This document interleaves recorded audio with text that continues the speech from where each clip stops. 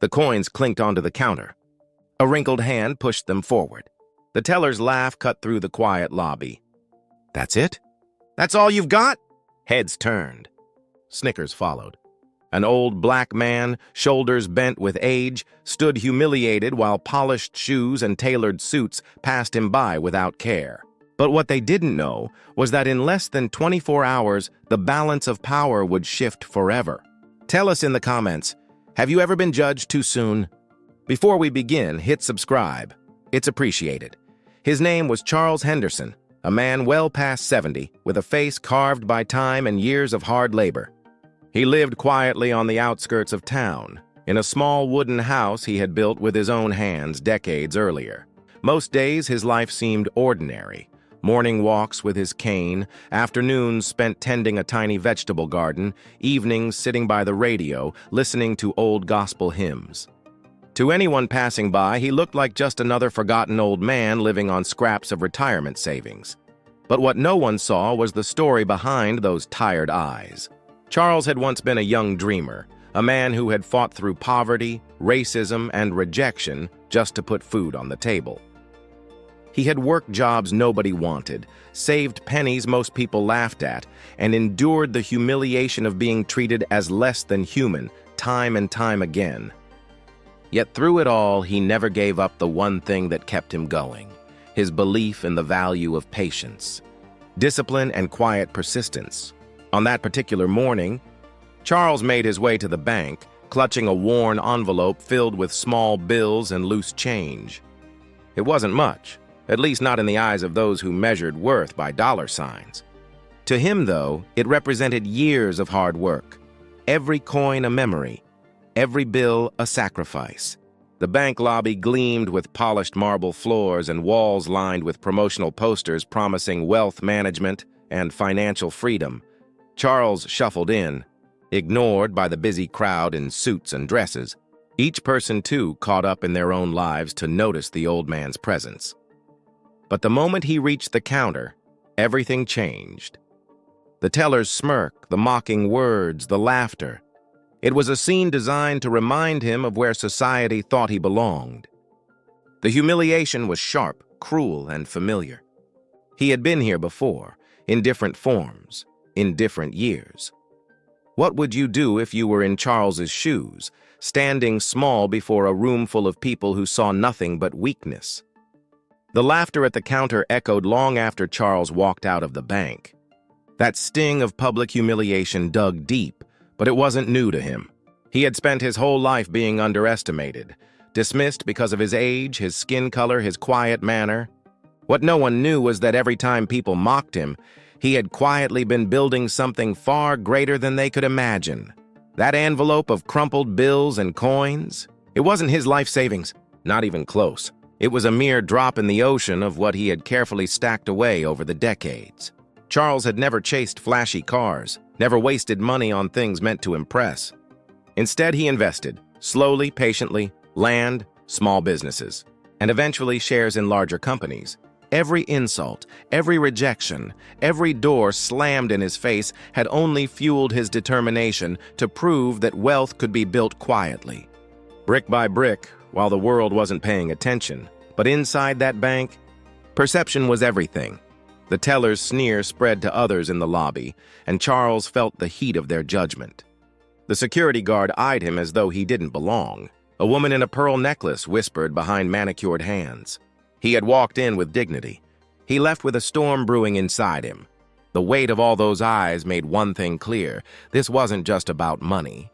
It was about respect, and he was tired of being denied it. That night, in his modest home, Charles opened an old wooden chest tucked beneath his bed. Inside were folders, deeds, documents, proof of the fortune he had accumulated quietly in the shadows.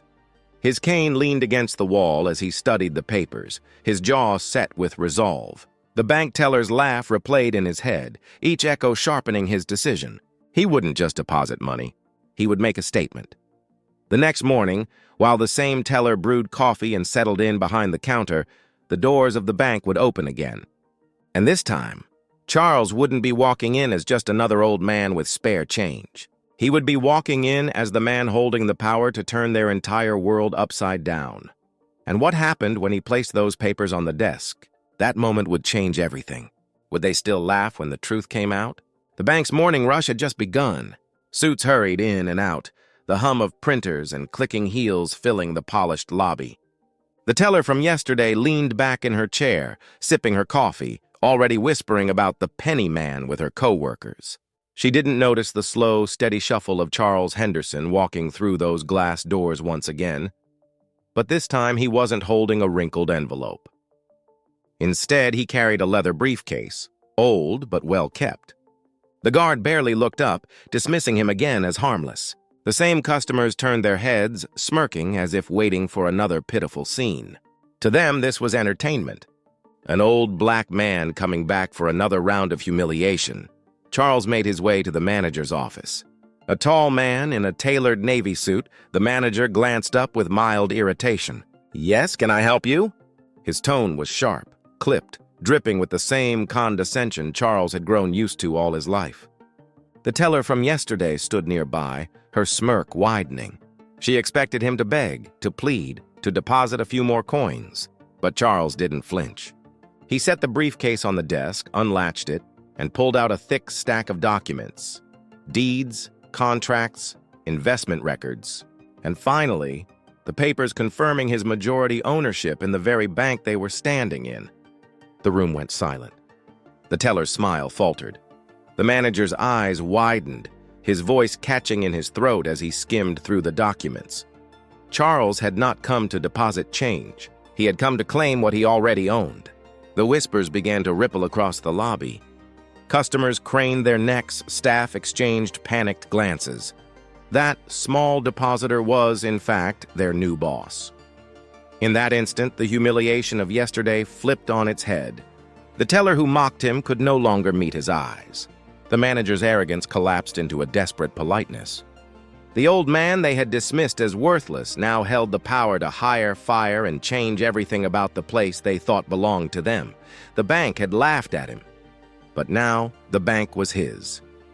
What do you think happened next? Did Charles forgive their arrogance, or did he make them feel the weight of their own cruelty? The silence in that marble lobby was heavier than any words. Charles didn't raise his voice. He didn't need to. His presence alone commanded a respect that none of them had been willing to give him before. The manager stumbled over his words, trying to apologize, while the teller who had laughed the loudest yesterday stood frozen, her face drained of color. Charles took a slow breath, his hand resting on the cane that had carried him through decades of struggle. For a moment, he thought about every factory shift, every insult on the street, every time he had been told he was less than. He thought about how many times he had swallowed that bitterness and kept going, saving and investing in silence while others mocked him. Now standing here, he finally felt the scales of justice tilt. He didn't fire anyone that day. He didn't shout. Instead, he did something far more powerful. He looked the teller in the eyes and said calmly, "Never underestimate the worth of a man by the size of what he carries in his hand." Then he turned, cane tapping against the marble, and walked out of the office, not as a customer, but as the owner. The story of the old man who bought the bank spread like wildfire. Some laughed in disbelief, others whispered it with awe. But for Charles, it wasn't about revenge. It was about respect, dignity, and proving that worth isn't measured in coins or bills.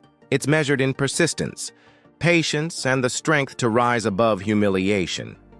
And maybe that's the lesson for us all. How many times have we judged someone by what they carried without ever knowing the battles they had already won in silence? How many times has society laughed too soon only to be humbled later? So I'll leave you with this question. The next time you see someone dismissed, overlooked, or humiliated, will you join the laughter or will you pause and wonder who they really are? Show some love with a like and subscribe to stay inspired.